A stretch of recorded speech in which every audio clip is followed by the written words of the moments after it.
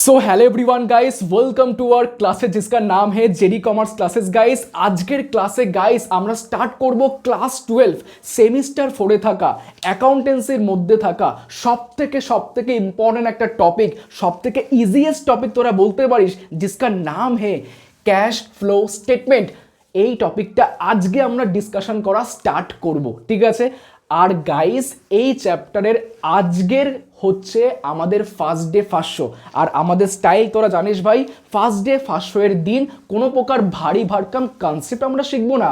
আজকে শিখাবো এমন কিছু বেসিক কনসেপ্ট যেখানে প্রত্যেকটা আমার ভাই বোনদের পুরোপুরি ক্ল্যারিফাই তোরা করতে পারবি যে এই টপিকটা কেনই বা আসলো আমাদের লাইফে, এই টপিকটার মানে কি, এই টপিকটা মানে ক্যাশ ফ্লো স্টেটমেন্ট অ্যাকাউন্টেন্সির লাইফে কেনই বা আসলো, এই প্রত্যেকটা জিনিস আমরা শিখবো এই ক্লাসেসের মধ্যে, ঠিক আছে। পুরোপুরি ক্লিয়ার করলাম। প্লাস এটাও আমরা শিখবো যে ক্যাশ ফ্লো স্টেটমেন্ট প্র্যাকটিক্যাল লাইফে কি কাজে লাগে, এটাও আমরা কিন্তু আজকের ক্লাসে আমরা শিখবো, ঠিক আছে। চালিয়ে তাই টাইমটাকে ওয়েস্ট না করে আমরা মেন মোদ্দা কথার মধ্যে আসি, ঠিক আছে। এবার হচ্ছে আমাদের ভাই বোনদের মধ্যে প্রথম একটা কোশ্চেন আসছে যে স্যার আগে আপনি একটু ক্লিয়ার করুন যে ক্যাশ ফ্লো স্টেটমেন্ট হোতা হে ক্যা, ঠিক আছে। চালিয়ে স্টার্ট করা যাক। দেখ ভাই, একটা ছোট্ট ইম্পর্টেন্ট কথা বলি, এই টপিকটার নামের মধ্যে লুকিয়ে রয়েছে এই টপিকটার মানে। স্যার কি বলছেন? আরে বাবা হ্যাঁ, কি বললাম, এই টপিকটার নামের মধ্যেই লুকিয়ে রয়েছে এই টপিকটার মানে। স্যার কি করে একটু দেখি। দেখ ভাই, এই টপিকটার নাম আমরা কি দিলাম, ক্যাশ ফ্লো স্টেটমেন্ট, ঠিক আছে। এবার ভালো করে বুঝবি, প্রত্যেকটা ওয়ার্ডকে আমরা রিসার্চ করি।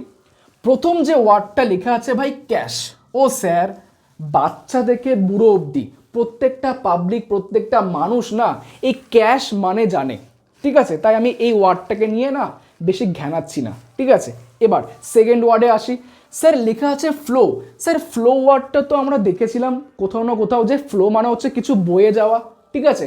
আর আপনি এই ফ্লোকে দুটো পার্টে ভাগ করলেন, একটা হচ্ছে ইনফ্লো আর একটা হচ্ছে আউটফ্লো, ঠিক আছে। স্যার ইনফ্লো আউটফ্লো হোতা হে ক্যা?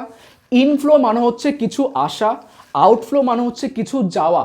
স্যার কেমন একটা লাগছে, কি আসবে কি যাবে কিছু তো বুঝতে পারছি না আমরা। দেখ এখানে বিজনেসের মধ্যে ক্যাশ আসবে আর বিজনেসের মধ্যে ক্যাশ যাবে, এটাই বলছি আমি। স্যার লেখা আছে third and last word statement. Sir স্টেটমেন্টকে আমরা ক্লাস 11-এ পড়ে এসেছিলাম। স্টেটমেন্ট হচ্ছে মানে যার বাংলা হচ্ছে বিবরণ। আর স্টেটমেন্টের মধ্যে কোনো প্রকার ঠিকঠাকভাবে অ্যাকাউন্টিং মেনটেন করা হয় না, এটা আমরা শিখেছিলাম ক্লাস 11-এর মধ্যে। আর স্টেটমেন্টের মধ্যে কোনো প্রকার ডেবিট অ্যান্ড ক্রেডিট লেখা হয় না। আর স্টেটমেন্টকে দেখতে সাধারণত এই মানে এরকম স্টাইলে থাকে, এখানে পার্টিকুলার্স থাকে, এখানে সমস্ত অ্যামাউন্ট থাকে, সমস্ত ট্রানজাকশন আমরা এখানে লিখি আর সমস্ত অ্যামাউন্ট আমরা এখানে লিখি আর এখানে আমরা টোটাল করে দিই, ঠিক আছে। এটা হচ্ছে স্টেটমেন্ট। আপনি তিনটে ওয়ার্ডকে রিসার্চ করলেন, এবার তো বলুন যে এই টপিকটার মানে কি। এবার ভালো করে বুঝবি, ভালো করে শুনবি। একটা বিজনেসের মধ্যে কি বললাম, একটা বিজনেসের মধ্যে ক্যাশ কতটা আসলো, একটা বিজনেসের মধ্যে ক্যাশ কতটা গেল, এগুলো সমস্ত কথাবার্তা যে স্টেটমেন্টের মধ্যে লেখা থাকে সেই স্টেটমেন্টকেই বলা হয় ক্যাশ ফ্লো স্টেটমেন্ট বলা হয়। পুরোপুরি ক্লিয়ার? তার মানে কি হলো, কোনো বিজনেসের মধ্যে ক্যাশ কতটা ইনফ্লো হলো, ক্যাশ কতটা আউটফ্লো হলো, এগুলো সমস্ত কথাবার্তা যে স্টেটমেন্টের মধ্যে লেখা থাকে সেই স্টেটমেন্টটাকেই বলা হয় ক্যাশ ফ্লো স্টেটমেন্ট বলে, ঠিক আছে। পুরোপুরি ক্লিয়ার করলাম। দেখ অ্যাকচুয়ালি কি হয় ভালো করে বুঝবি। একটা বিজনেসের মধ্যে বছরের লাস্টে গিয়ে প্রত্যেকটা বিজনেসম্যান না ভাই জানতে চায় যে আমি যে এত বছর কাজ করলাম, মানে এই বছরটা যে কাজ করলাম, এই বছরের মধ্যে কত ক্যাশ আসলো, কেনই বা আসলো, কত ক্যাশ আসলো বা কোথার থেকে আসলো, বা কত ক্যাশ গেল আমার বিজনেস থেকে, কোথায় গেল, কেনই বা গেল।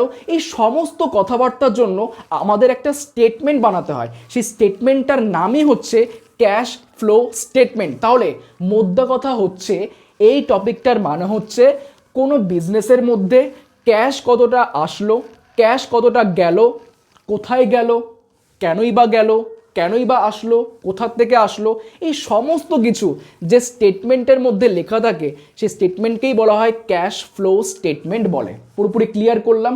এবার সেকেন্ড যে ইম্পর্টেন্ট টপিক সেটা হচ্ছে ক্যাশ ফ্লো স্টেটমেন্টের ব্যাপারে লেখা রয়েছে অ্যাকাউন্টিং স্ট্যান্ডার্ড 3 রিভাইজডের মধ্যে। এই জিনিসটা তোদের থিওরির মধ্যে আসতে পারে, ঠিক আছে, এবার আমরা নেক্সট কনসেপ্টে যাই।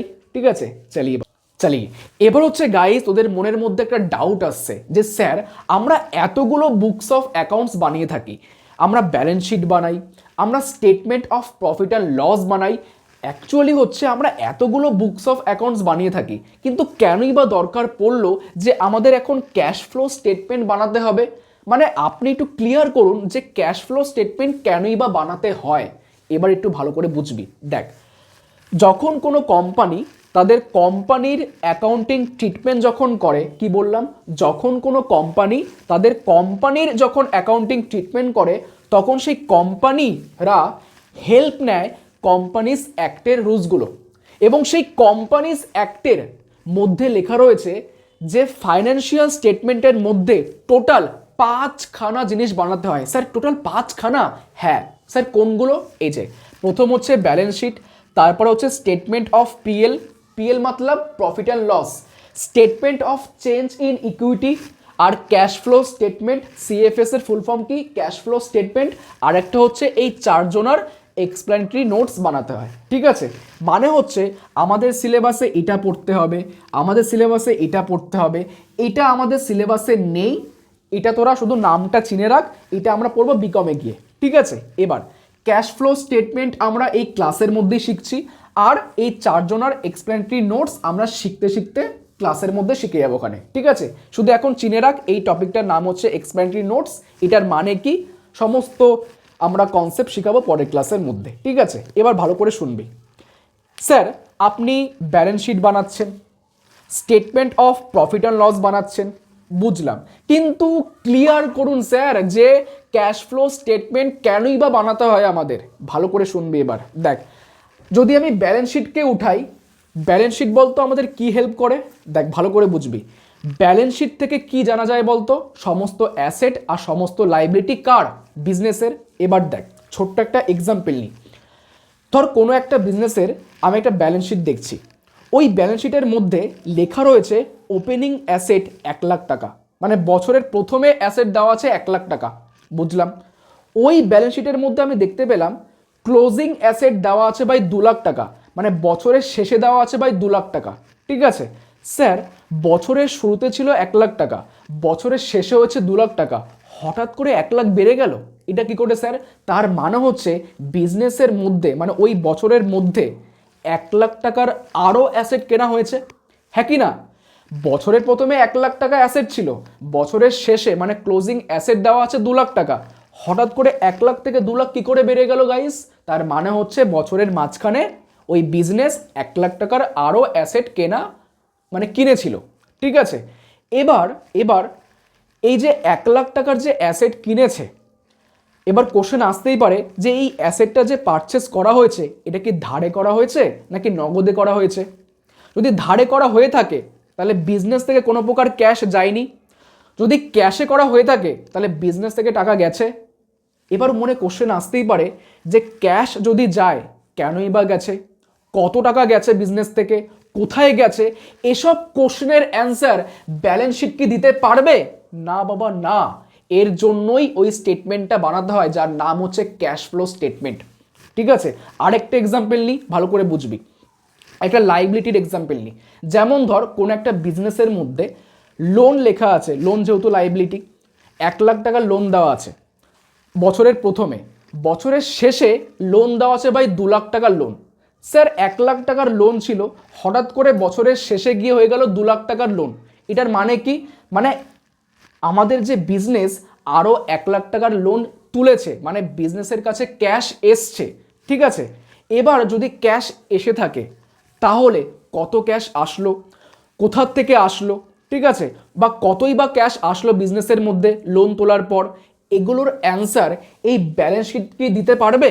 না বাবা না, এর জন্যই কিন্তু ওই স্টেটমেন্টটা তৈরি করতে হয় যেখানে ক্যাশের ব্যাপারে সমস্ত কিছু লেখা থাকে, যে ক্যাশ কতটা আসলো, কোথার থেকে গেল, বা কেনই বা গেল, কোথার থেকে আসলো, এই সমস্ত কথাবার্তা যে স্টেটমেন্টের মধ্যে লেখা হয় এর নামই হচ্ছে ক্যাশ ফ্লো স্টেটমেন্ট, এবং এই সব কারণের জন্যই ক্যাশ ফ্লো স্টেটমেন্ট তৈরি করা হয়, কারণ সমস্ত অ্যান্সার কিন্তু এই ব্যালেন্স শিট ভাইয়া কিন্তু দিতে পারবে না। ঠিক আছে, এর জন্যই ক্যাশ ফ্লো স্টেটমেন্ট ভাই তৈরি করতে হয়। ঠিক আছে, এবার ভালো করে বুঝবি। এবার হচ্ছে আমি ক্যাশ ফ্লো স্টেটমেন্ট বুঝালাম জিনিসটা কি বা কেনই বা তৈরি করতে হয়। এবার ছোট্ট একটা ডেফিনেশন আমি লিখলাম, দেখ কি লেখা আছে। Cash flow statement, it is a statement, মানে হচ্ছে ক্যাশ ফ্লো স্টেটমেন্ট হচ্ছে এমন একটা স্টেটমেন্ট যেটা রেকর্ড করে অল ইনফ্লোস অ্যান্ড আউটফ্লোস কার of cash and cash equivalents. Sir মানে কি, সমস্ত ক্যাশ মানে কত ক্যাশ ইনফ্লো হলো আউটফ্লো হলো, এগুলো সমস্ত রেকর্ড যে স্টেটমেন্ট করে থাকে তার নামই হচ্ছে ক্যাশ ফ্লো স্টেটমেন্ট। ঠিক আছে, তার মানে কি হলো স্যার, যে কত ক্যাশ আউটফ্লো হলো কত ক্যাশ ইনফ্লো হলো, এগুলো সমস্ত রেকর্ড যে স্টেটমেন্টের মধ্যে লেখা থাকে সেই স্টেটমেন্টটাকেই বলা হয় ক্যাশ ফ্লো স্টেটমেন্ট। ঠিক আছে, এবার স্যার আপনি বললেন যে ক্যাশ, এটা আপনার বুঝলাম, কিন্তু ক্যাশ ইকুইভ্যালেন্ট মানে কি? ক্যাশ ইকুইভ্যালেন্ট মানে হচ্ছে ক্যাশ না বাট ক্যাশের মতন দেখতে। এটা আবার কি? মানে এমন কিছু রয়েছে যেগুলো ক্যাশের মতো, মানে ক্যাশ না বাট ক্যাশের মতন দেখতে লাগে। স্যার এমন কিছু এক্সাম্পল দিন। প্রথম এক্সাম্পল হচ্ছে ব্যাংকের মধ্যে কোনো ক্যাশ আসলো বা গেল, সেগুলো ক্যাশ ফ্লোর মধ্যে ক্যাশই বলা হয়, মানে ব্যাংকে ক্যাশই ধরা হয়। ঠিক আছে, ড্রাফট হতে পারে, কোনো চেক হতে পারে, মানে এগুলো ক্যাশ না ক্যাশের মতন। ঠিক আছে, এবার হচ্ছে কারেন্ট ইনভেস্টমেন্ট, আর কারেন্ট ইনভেস্টমেন্টকে আরেক কথায় বলি আমরা marketable securities. Sir current investment মানে কি?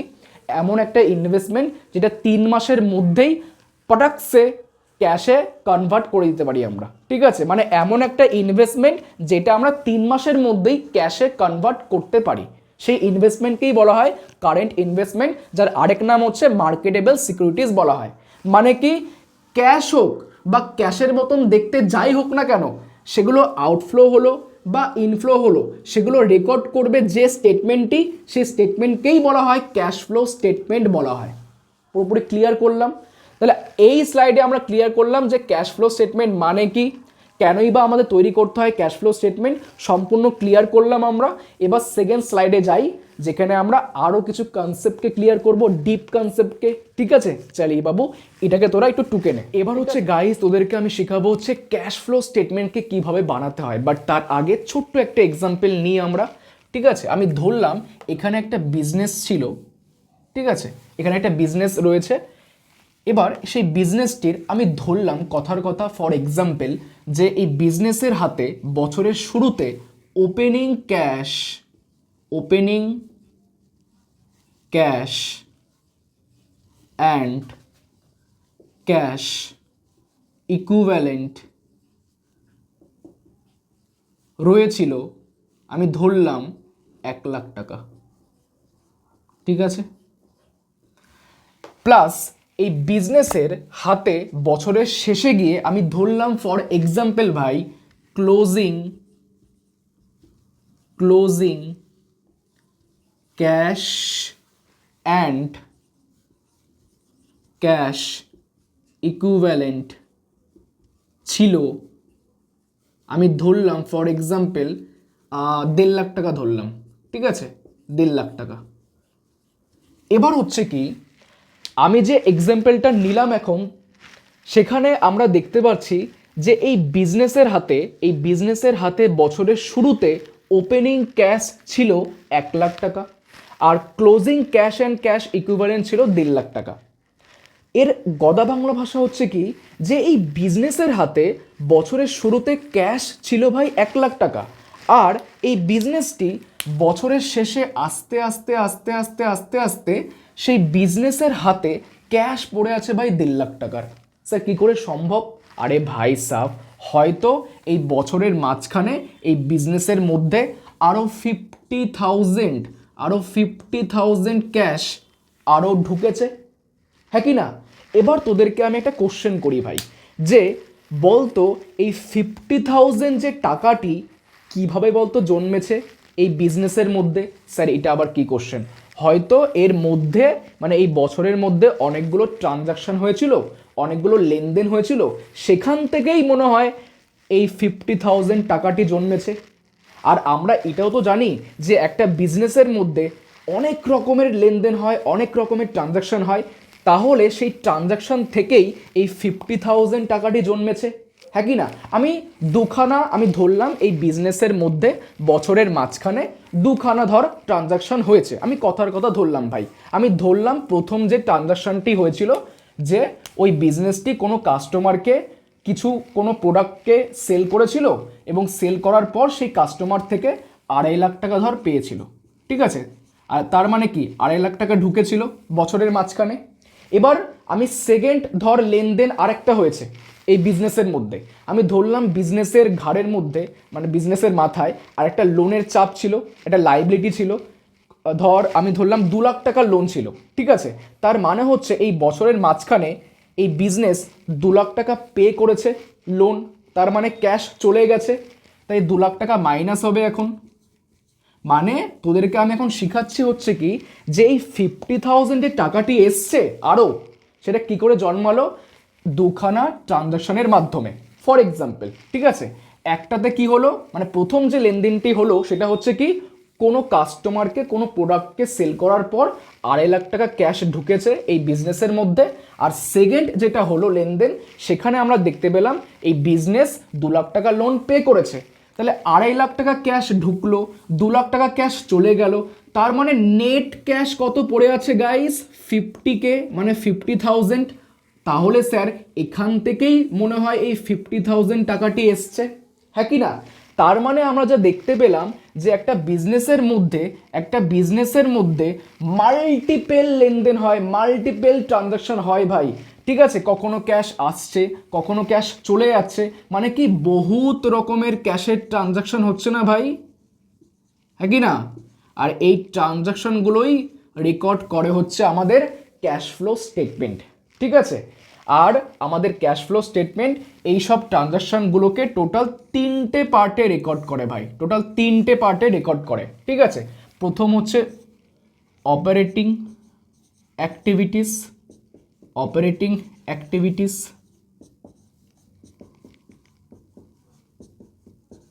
সেকেন্ড হচ্ছে ইনভেস্টিং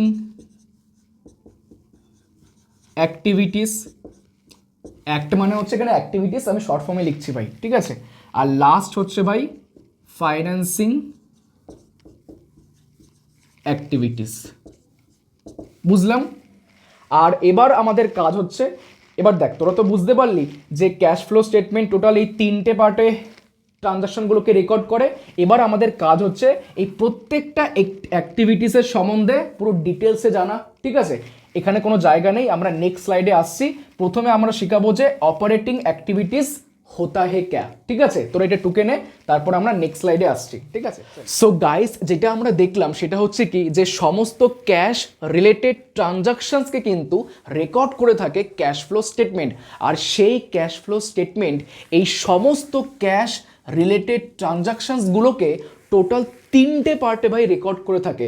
ফার্স্ট পার্টের নাম হচ্ছে ভাই অপারেটিং অ্যাক্টিভিটিস, সেকেন্ড পার্টের নাম হচ্ছে ভাই investing activities, and third and last পার্টের নাম হচ্ছে ভাই ফাইন্যান্সিং অ্যাক্টিভিটিস বলা হয়, ঠিক আছে? এবার স্যার আমাদের কাজ হচ্ছে প্রত্যেকটা অ্যাক্টিভিটিসের সম্বন্ধে খুব ভালো করে জানা। চালিয়ে প্রথম যে অ্যাক্টিভিটিস जिसका नाम है অপারেটিং অ্যাক্টিভিটিস। এবার তোদের মধ্যে ভাই কোশ্চেন আসছে যে স্যার অপারেটিং অ্যাক্টিভিটিসের মধ্যে কোন কোন ক্যাশ ট্রানজাকশনগুলোকে রেকর্ড করা হয়? এবার ভালো করে শুনবি। দেখ, কোনো বিজনেসের মধ্যে কি বললাম, কোনো বিজনেসের মধ্যে যেসব মেন যে কাজগুলো হয়ে থাকে, কোনো বিজনেসের মধ্যে যেসব মেন যে কাজগুলো হয়ে থাকে, মেন যে অ্যাক্টিভিটিগুলো হয়ে থাকে বিজনেসের মধ্যে, সেই সমস্ত মেন অ্যাক্টিভিটি রিলেটেড সমস্ত ট্রানজাকশনগুলোকে রেকর্ড করা হয় ভাই অপারেটিং অ্যাক্টিভিটিসের মধ্যে। তাই আমি হেডিং দিয়েছি main activities of business. Sir কিছু এক্সাম্পল দিলে ভালো হয় যে এমন কোন কোন মেন অ্যাক্টিভিটিগুলো হয়ে থাকে বিজনেসের মধ্যে। প্রথম যে এক্সাম্পলটা সেটা হচ্ছে ভাই ক্যাশ পারচেস। ধর বিজনেস কোনো প্রকার পারচেস করলো নগদে, সেটাও কিন্তু বিজনেসের একটা মেন অ্যাক্টিভিটি, তাই সেটা আসতে পারে, ঠিক আছে? সেকেন্ড হচ্ছে ধর কোনো বিজনেস সেল করলো নগদে, সেটাও কিন্তু বিজনেসের একটা মেন অ্যাক্টিভিটি, মেন কাজ, ঠিক আছে? সেই সমস্ত ট্রানজাকশনকে কিন্তু আমরা এই অ্যাক্টিভিটিসের মধ্যে লিখতে হবে, ঠিক আছে? থার্ড হচ্ছে কি কোনো ক্রেডিটরকে, কোনো পাওনাদারকে আমরা ক্যাশ পে করলাম, এটাও কিন্তু মেন অ্যাক্টিভিটি। ফোর্থ নাম্বারে কি দেওয়া আছে, কোনো ডেটার্স থেকে কোনো প্রকার ক্যাশ রিসিভ করলাম, সেটাও আমাদের এখানে আসবে। কাউকে স্যালারি পে করলাম, ধর কোনো বিজনেসের মধ্যে কোনো ওয়ার্কাররা কাজ করছে, তাকে আমরা স্যালারি পে করলাম, সেটাও কিন্তু বিজনেসের একটা কি মেন কিন্তু অ্যাক্টিভিটি, ঠিক আছে। অ্যান্ড তারপরে লেখা আছে ভাই ফিস পেইড, ধর ওই বিজনেসের মধ্যে কোনো সিএ কাজ করছে, ঠিক আছে, কোনো চার্টার্ড অ্যাকাউন্টেন্ট ধর কাজ করছে, তাকে আমি অডিট ফিস দিলাম, ঠিক আছে, সেটাও কিন্তু বিজনেসের একটা মেন অ্যাক্টিভিটি। তারপরে আছে ভাই রেন্ট পেইড, সেটাও আসবে। ইনকাম ট্যাক্স পেইড, এটাও কিন্তু বিজনেসের একটা মেন অ্যাক্টিভিটি। মেন মুদ্রা কথা হচ্ছে ভাই আরও এক্সাম্পল রয়েছে, এগুলোকে কেউ মুখস্থ করিস না ভাই, তোরা শুধুমাত্র একটা জিনিস মাথায় রাখ যে বিজনেসের সমস্ত মেন অ্যাক্টিভিটিগুলো, মানে সমস্ত যে মেন কাজগুলো হয় সেই সমস্ত মেন অ্যাক্টিভিটি রিলেটেড সমস্ত ট্রানজাকশন, সমস্ত লেনদেন কিন্তু ভাই এই অ্যাক্টিভিটিসের মধ্যে আসবে, जिसका নাম है অপারেটিং অ্যাক্টিভিটিস। এবার আমরা প্রসিড হব কোথায়, ইনভেস্টিং অ্যাক্টিভিটিসের মধ্যে। চলিয়ে বাবু, এবার হচ্ছে গাইস যে আমরা শিখবো ইনভেস্টিং অ্যাক্টিভিটিসের মধ্যে কি কি রেকর্ড করা হয়ে থাকে, ঠিক আছে। ইনভেস্টিং অ্যাক্টিভিটিসের মধ্যে শুধুমাত্র টোটাল দুখানা জিনিস ভাই রেকর্ড করা হয়। একটা হচ্ছে ফিক্সড অ্যাসেটস রিলেটেড সমস্ত ট্রানজাকশন, আর নন কারেন্ট ইনভেস্টমেন্ট রিলেটেড সমস্ত ট্রানজাকশনকে কিন্তু ভাই রেকর্ড করা হয় ইনভেস্টিং অ্যাক্টিভিটিসের মধ্যে।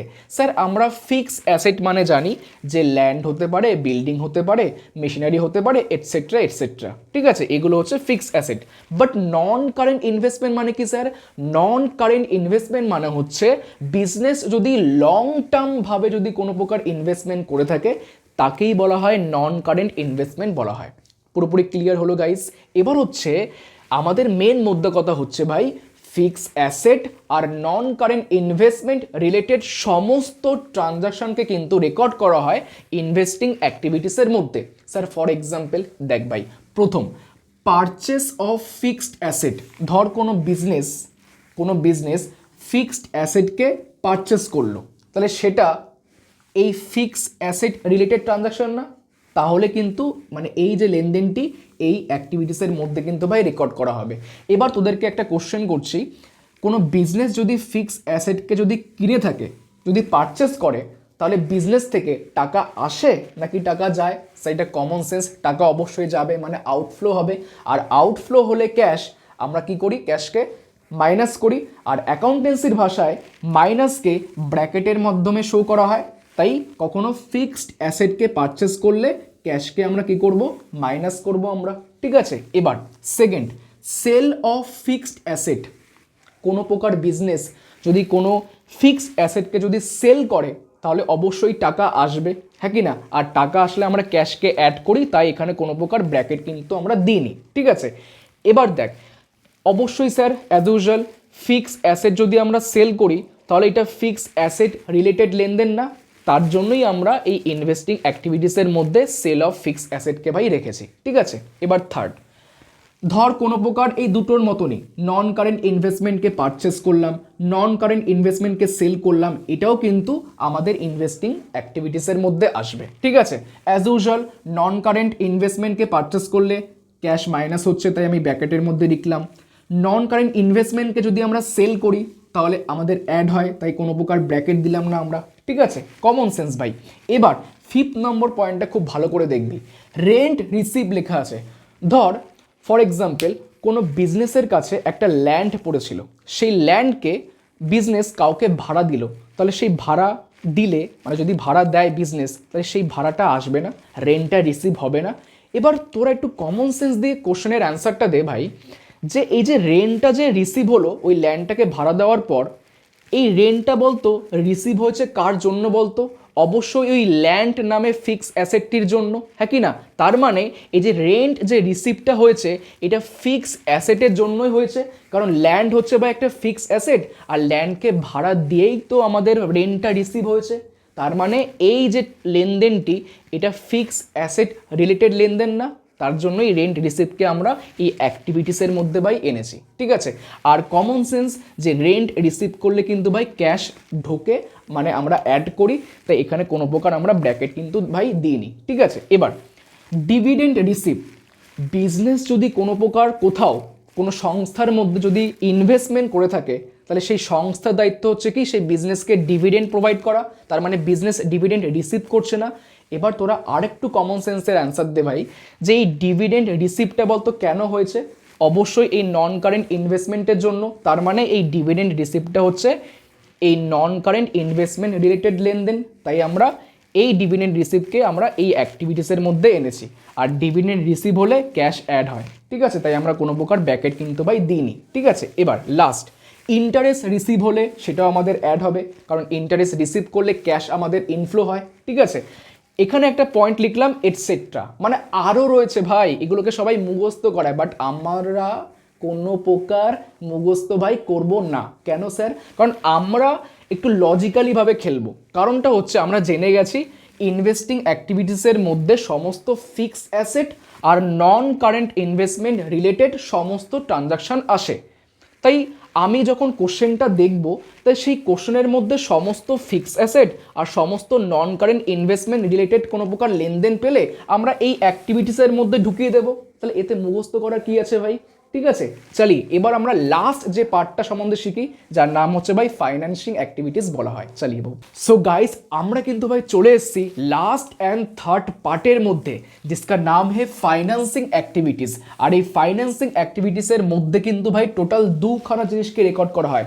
একটা হচ্ছে শেয়ার ক্যাপিটাল রিলেটেড সমস্ত লেনদেনকে, আর একটা হচ্ছে লং টার্ম লাইবিলিটি, যাকে তোরা বলতে পারিস লোন, মানে লোন রিলেটেড সমস্ত লেনদেনকে রেকর্ড করা হয়ে থাকে ফাইন্যান্সিং অ্যাক্টিভিটিসের মধ্যে। আর শেয়ার ক্যাপিটাল কিন্তু আমরা শিখে এসেছি এর আগের চ্যাপ্টারে, যার নাম হচ্ছে ইস্যু অফ শেয়ারস, ঠিক আছে। মেন মধ্যে কথা হচ্ছে যে স্যার শেয়ার ক্যাপিটাল আর লোন রিলেটেড সমস্ত লেনদেনকে রেকর্ড করা হয়ে থাকে ফাইন্যান্সিং অ্যাক্টিভিটিসের মধ্যে। ছোট্টখাটো এক্সাম্পল দিই, চলি। First example, issue of shares. Business যদি কোনো পাবলিকের কাছে যখন শেয়ারকে ইস্যু করে, বলতো এই যে লেনদেনটি হলো সেটা বলতো কোন রিলেটেড ট্রানজাকশন বলতো? অবশ্যই স্যার ইস্যু অফ শেয়ারস হচ্ছে শেয়ার ক্যাপিটাল রিলেটেড লেনদেন, এটা আমরা পড়ে এসেছি। তার জন্যই ইস্যু অফ শেয়ারসকে লেখা হয়েছে ফাইন্যান্সিং অ্যাক্টিভিটিসের মধ্যে, ঠিক আছে।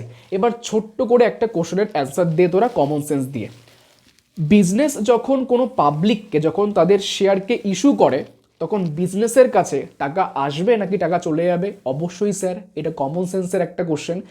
বিজনেস যখন পাবলিকের কাছে যখন শেয়ারকে ইস্যু করে, তখন বিজনেসের কাছে টাকা আসে, মানে ক্যাশ ঢুকবে, ক্যাশ ইনফ্লো হবে, তার মানে ক্যাশকে অ্যাড করা হবে। তাই এখানে কোনো প্রকার কিন্তু আমরা ব্র্যাকেট কিন্তু ভাই দিইনি, কারণ অ্যাড করা হবে।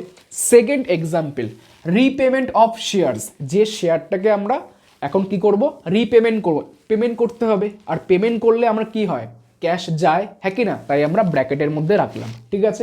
এবার third example, issue of debentures, ঠিক আছে। ডিবেঞ্চারকে ইস্যু করলে, ডিবেঞ্চারকে তোরা বলতে পারিস লোন, লোন ইস্যু করলে টাকা আসে বিজনেসের মধ্যে। এবার ডিবেঞ্চার ছাড়াও আরও লোন নিতে পারে বিজনেস, সেটা ব্যাংক লোন হতে পারে, ব্যাংক ওভারড্রাফটও কিন্তু একটা লোন, ঠিক আছে। পাবলিক ডিপোজিট হতে পারে, মানে লোন নিলে ক্যাশ আসে বা ক্যাশ ইনফ্লো হয় কোথায়? বিজনেসের মধ্যে। তাই ক্যাশকে আমরা অ্যাড করলাম, তার মানে কোনো প্রকার ব্র্যাকেট কিন্তু ভাই দিইনি। এবার ফোর্থ এক্সাম্পল, রিপেমেন্ট অফ। এটা মানে কি স্যার? ডিএলওপি, এটা হচ্ছে শর্ট ফর্ম, মানে ডি হচ্ছে ডিবেঞ্চার্স, এল হচ্ছে বাই লোন মানে ব্যাংক লোন, ও হচ্ছে ওভারড্রাফট, আর পি হচ্ছে বাই পাবলিক ডিপোজিট, ঠিক আছে। আমি শর্ট ফর্মে লিখেছি। মেন হচ্ছে কি লোন, মানে থার্ড এক্সাম্পলে বিজনেস লোন নিয়েছে, এবার লোন শোধ করতে হবে না, মানে repayment of debentures, loan, overdraft, public deposit. এখন কি করবে? বিজনেস পেমেন্ট করবে, আর পেমেন্ট করলে ক্যাশ অবশ্যই যাবে, তাই আমরা ব্র্যাকেটের মধ্যে রাখলাম। এবার ইন্টারেস্ট পেড। স্যার এই ফোর্থ এক্সাম্পলে বিজনেস লোন শোধ করেছে, তাহলে লোন শোধ শুধুমাত্র করলে হবে, তার পাশাপাশি ইন্টারেস্টও শোধ করতে হবে। তাহলে ইন্টারেস্ট পেডও কিন্তু আমাদের এখানে আসবে, মানে এই অ্যাক্টিভিটিসের মধ্যে আসবে। আর ইন্টারেস্ট পে করলে ক্যাশ আউটফ্লো হয়, তাই আমরা ব্র্যাকেটের মধ্যে রাখলাম, ঠিক আছে, অ্যামাউন্টকে। এবার সিক্সথ অ্যান্ড লাস্ট একটা এক্সাম্পল দিই, ডিভিডেন্ড পেইড। ডিভিডেন্ড পেইড কি? এই যে এক্সাম্পলটা আমরা বললাম, প্রথম যে এক্সাম্পলটা, সেটা হচ্ছে কি পাবলিককে যখন কোনো বিজনেস যখন শেয়ারকে ইস্যু করে, তাহলে বিজনেসের দায়িত্ব হচ্ছে কি সেই পাবলিককে ডিভিডেন্ড দেওয়া, হ্যাঁ কি না? তাহলে ডিভিডেন্ড দিলে ক্যাশ অবশ্যই আউটফ্লো হবে, আর আউটফ্লোলে কি হয়? ক্যাশ অবশ্যই মাইনাস করতে হয়, তাই আমরা ব্র্যাকেটের মধ্যে রাখলাম, ঠিক আছে। দেখ আরও রয়েছে, তাই আমি এখানে লিখবো হচ্ছে এটসেট্রা, ঠিক আছে। বহুত এক্সাম্পল রয়েছে, বাট বিভিন্ন কোচিংয়ে কী করা হয়, এগুলোকে মুখস্থ করানো হয়, বাট আমরা মুখস্থ করব না, আমরা লজিক দিয়ে চলবো।